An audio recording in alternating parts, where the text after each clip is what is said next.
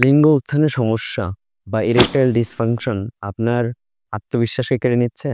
আমি ডক্টর মোহাম্মদ তারিক আল Aziz, ancient wellness সেন্টারে কাজ করছি।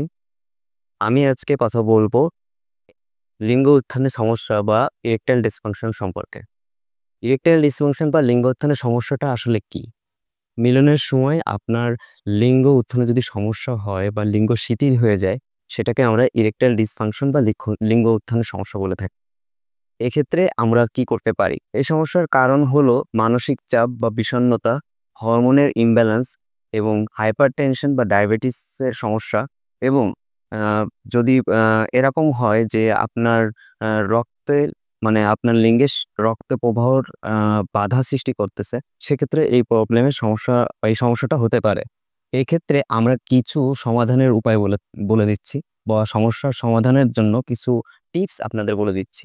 সেক্ষেত্রে এল-আর্জিনিন জাতীয় খাবার, এল-আর্জিনিন জাতীয় খাবারের মধ্যে আছে রসুন, বাদাম, যেগুলো হচ্ছে কি আপনার লিঙ্গকে শিথিল করবে এবং আপনার লিঙ্গতে রক্ত প্রবাহকে সচল করবে। এর মাধ্যমে আপনাদের এই যে প্রবলেমটা লিঙ্গ উত্থানের সমস্যা বা ইরেকটাইল ডিসফাংশনের যে সমস্যাটা, এই সমস্যাটার সমাধান হবে। এবং দ্বিতীয়ত হচ্ছে হরমোনের ইমব্যালেন্স যেটা আছে, সে ইমব্যালেন্সটা দূর করার জন্য শতাবরী এবং অশ্বগন্ধা, শিলাজিৎ এইসব হার্বসগুলো আপনারা গ্রহণ করতে পারেন।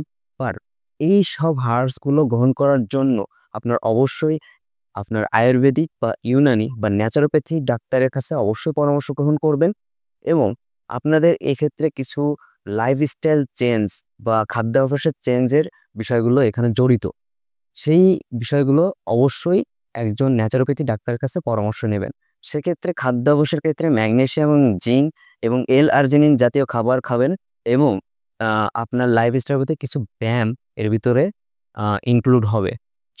তার ভিতরে হচ্ছে আপনার কেগেল এক্সারসাইজ এবং প্রাণায়াম আছে এবং আপনারা নিয়মিত ৩০ মিনিট করে হাঁটবেন।